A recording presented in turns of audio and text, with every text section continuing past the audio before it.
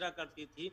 तो कई बार आवेदन दिया, तो पहले तो पंचायत सचिव और जिला पंचायत या जनपद पंचायत के अधिकारियों ने कहा कि ये जल संसाधन विभाग की है, सिंचाई विभाग की है, तो वहाँ से एनओसी लेके आइए, उसके बाद में हम इसमें कुछ कर सकते हैं, तब तक कहीं यहाँ सड़क नहीं डल सकती है।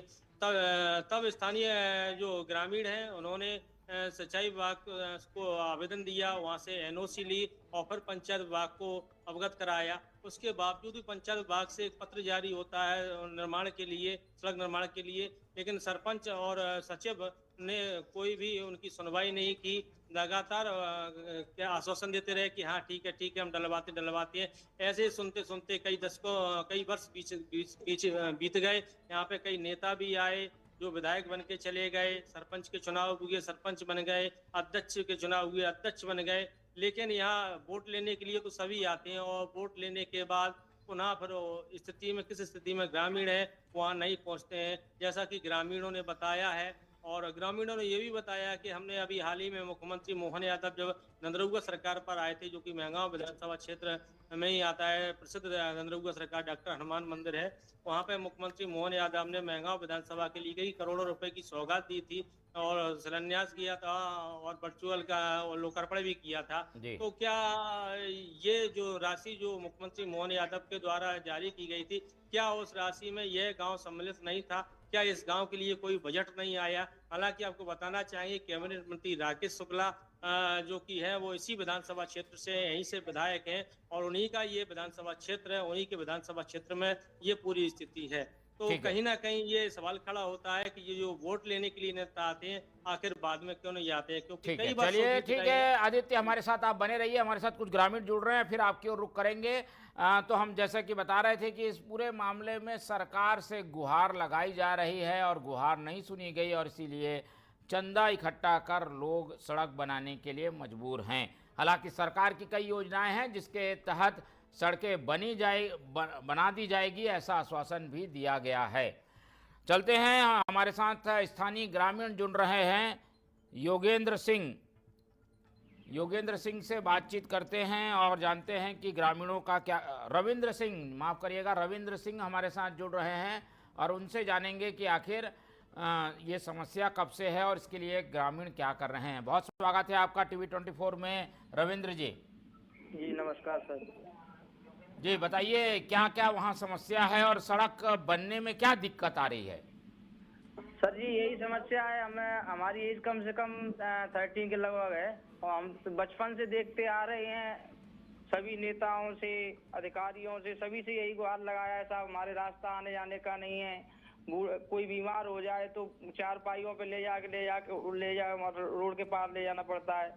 कोई अगर महिला प्रेग्नेंट हो ना तो उसको बहुत इतनी दिक्कतें आती हैं, बहुत आती हैं, लेकिन किसी ने कुछ नहीं दिया। सब अनुशासन दे के चले जाते वोट के टाइम पे साहब कि हम पक्का ये करवा देंगे आपका काम, लेकिन आज तक कुछ नहीं हुआ। लेकिन मजबूरन होके हमने अपने ग्रामीणों से, सभी भाइयों से मिलके और चंदा किया। चंदा करने के बाद फिर हमने अपना ये कार्य किया है।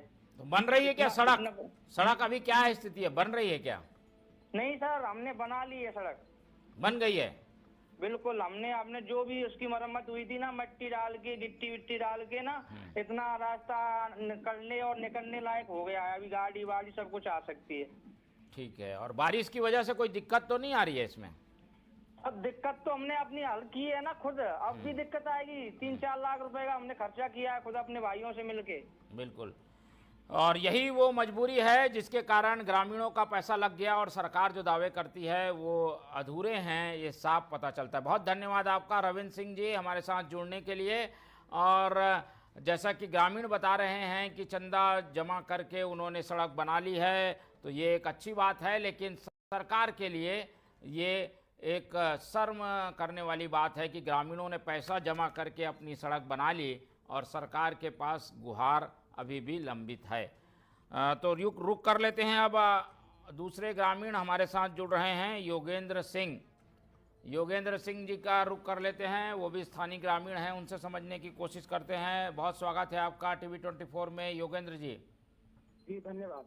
योगेंद्र जी, आप बता रहे हैं कि सब पैसे जमा करके आप लोगों ने सड़क तो बना ली है, क्या लग रहा है अब सरकार बनाएगी सड़क, इसको और मजबूत बनाना चाहिए, अभी तो टेम्परेरी बनी होगी, क्या क्या और आप लोग चाहते हैं? अब सड़क तो आधी अधूरी बन गई है। जी एक्चुअली क्या था, देखिए मैं सर आपको बताता हूँ, इस गांव की ये सड़क की दुर्दशा आज से नहीं सालों से और बचपन से, मतलब हमारे बुजुर्ग भी कहते हैं कि यही हाल रहा।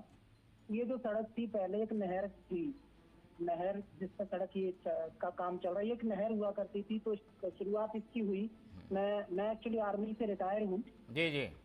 तो मैं जब आता था गांव में तो हम लोगों की गाड़ियां तो बहुत दूर की बात होती है, हमारी बाइक तो बहुत दूर की बात होती है। अगर हम पैदल भी जाना चाहते थे बारिश के मौसम में तो चप्पल और जूते हाथों में लेकर के हमें जाना पड़ता था अपने घरों तक। तो इसके लिए मैंने फौज में रहते रहते भी काफी प्रयास किए, प्रयत्न किए, उस टाइम पे भी कोशिशें की, और यहाँ तक कि नहर वालों ने मना कर दिया, वो सड़क बनना मुश्किल हुआ। फिर जब मैं अभी पेंशन आ गया, रिटायर आ गया, तो गाँव वालों के साथ हमने मिलकर के इसकी मुहिम छेड़ी कि सड़क का क्या करें, और हमने कई जगह गुहार लगाई। कई जगह गुहार लगाने का मतलब है मेरे पास अभी भी वो लेटर रखे होंगे जिनमें ये साबित होता है कि मैंने कहां कहां जाकर के इन सड़कों के लिए कोशिश की। और प्रधानमंत्री ग्राम सड़क योजना वालों ने कह दिया हमारे उसमें नहीं आती है, हम नहीं कर सकते इसको। मुख्यमंत्री वाले कहते हैं हम नहीं कर सकते, सरपंच कह देता है हमारे बस की बात नहीं है। तो इस तरीके से चलती रही है सड़क की दुर्दशा। तो हमें हमारे गाँव में कई सारे हार्ट अटैक के केस आने लगे, और जिनमें डॉक्टर्स और अगर बारिश के सीजन में कोई हार्ट अटैक और गर्भवती महिला वाला केस आ जाता था, जी जी। तो कहीं ना कहीं हमें ये महसूस हुआ कि इस तरीके से अगर हम सरकार के भरोसे बैठे रहेंगे तो बहुत ज्यादा दिक्कतें आती रहेंगी, तो कुछ न कुछ करना चाहिए। तो ग्रामवासियों ने इकट्ठा होकर के एक मुश्त मेहनत करके, खुद के वाहनों से और खुद के हाथों से मेहनत करके, कोशिश करके एक प्रयास किया और चंदा इकट्ठा किया पहले।